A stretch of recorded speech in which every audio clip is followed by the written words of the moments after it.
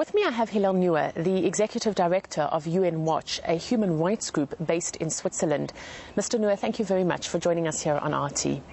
Your group basically monitors the United Nations, but why does the UN even need monitoring? UN Watch is a non-governmental organization whose mandate is to monitor the United Nations according to the principles of its charter, essentially to hold the UN accountable and to measure it by the yardstick of its own charter.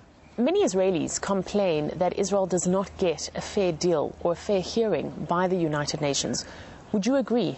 It's one of our issues that's important to us, is fighting anti-Semitism and also the discriminatory treatment of Israel. The UN's obsession with Israel doesn't only harm Israel, it doesn't only harm the peace process, but it harms the UN as a whole. It prevents the UN from being effective for human rights victims who never get their day of international attention.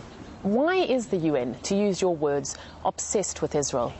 The UN has been a strong champion of the PLO since the early 1970s. This was largely a function of the Soviet Union, together with the Arab states, started a campaign to attack Israel and hijacked many UN bodies. So you have an enormous amount of the UN's attention is ostensibly devoted to helping the Palestinians. And have the Palestinians been helped? The Palestinians have not been helped. And it was Kofi Annan himself, the Secretary General of the United Nations, in his parting speech to the Security Council, said, "What have all the special agenda items and special reports and special sessions on the Palestinian situation ever done to help the Palestinians?"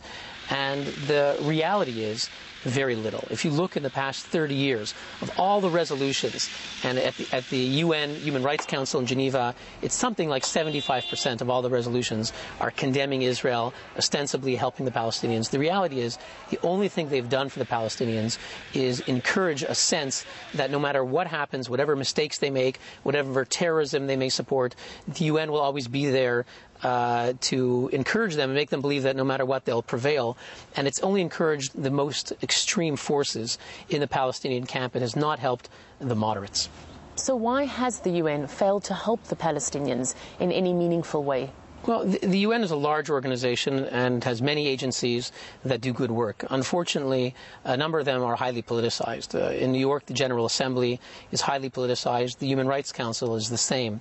They're mostly dominated by third world countries from Asia and Africa, many of whom are not democracies and who have their own agendas, which have very little to do with human rights. For example, the dictator of Libya, a murderous regime, was elected to the Human Rights Council. That's a sad joke for the cause of human rights. Do you sense that the UN is in touch with what's going on here on the ground between Israelis and Palestinians? What you have really are two separate things, and it's something that I've been able to see at the Human Rights Council. You have the real situation on the ground where you have Israelis and Palestinians that need help, and they could have help of international interlocutors, be it the United States, the European Union, or other countries, or the UN, which could come in and help them. And try to bring them together and bridge their differences. You have a real situation with real problems. What happens at the UN too often is something on a level that is almost mythological, that is entirely divorced from reality. And I saw that once a couple of years ago. It was in June 2007 when Hamas was waging a bloody coup against the Fatah, the Palestinian Authority. And during that time, it was very nasty. Hamas was throwing people off of rooftops.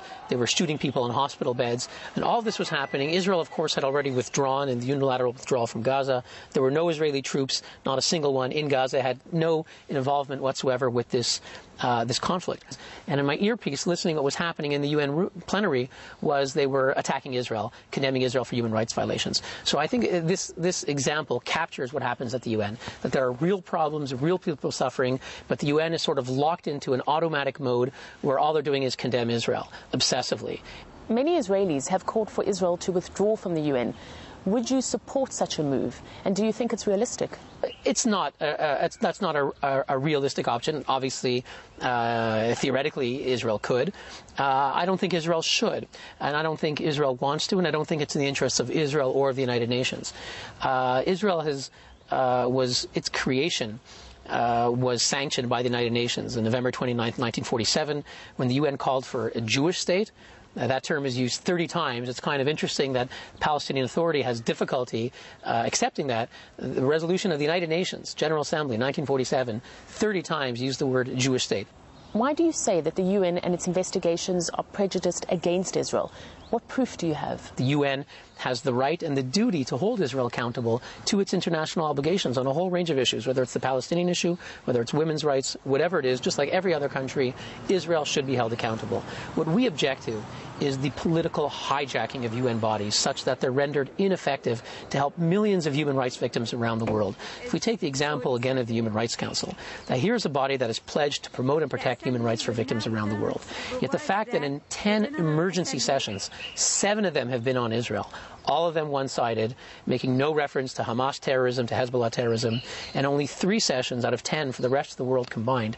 What it means is, it's not just absurd and outrageous, it means that victims in Darfur, victims of mass rape in Congo, victims of repression in Zimbabwe, in China, around the world, never get a chance to have their day in the international spotlight, which is needed to combat victims. Why is Israel still not able to have a rotating seat on the Security Council, whereas countries like Libya, Saudi Arabia, Iran, which have far worse human rights records, are? Israel was never admitted into the regional group that it, by geography, ought to belong, namely the Asian group. Its neighbors, Syria, Jordan, Saudi Arabia, belong to the Asian regional group, but because of the Arab states' objection to Israel, they refused to let Israel join. And so Israel has never been able to join its regional group, Asia. And the result is that many of the elections for important UN bodies occur within the regional groups. There's sometimes an allotment that there'll be X amount of seats for the Asian group, for the European group, for the South American group, and so forth.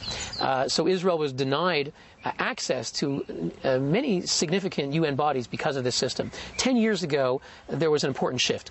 Israel was admitted into a group which is called Western Europe and Others, the WEOG group, and includes most EU countries, as well as the United States, Canada, New Zealand, Australia, and other liberal democracies. And in the year 2000, Israel was admitted in New York. And therefore, theoretically today, Israel actually could be potentially a candidate for the Security Council. However, a subsequent question arises whether Israel would be elected, and that's far from clear. But despite what you've said, at times there are resolutions that are passed that support Israel. For example, the resolution on the commemoration of the Holocaust that was overwhelmingly passed.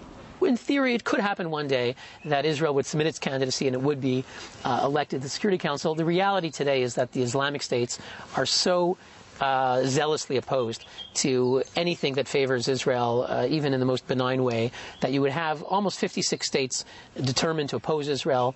And many of the dictatorships at the UN automatically oppose Israel. Countries like Zimbabwe, North Korea, and so forth vote with the Islamic states in their campaign.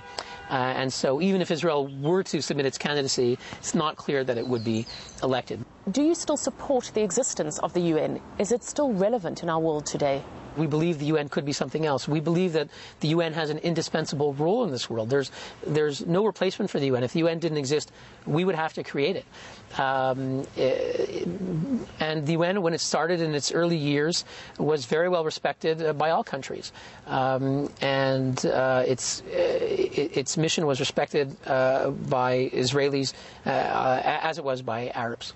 But in the past several decades, it's been taken over by an extreme agenda. Hillel Neuer, thank you very much for talking to us here on RT. Thank you. My pleasure.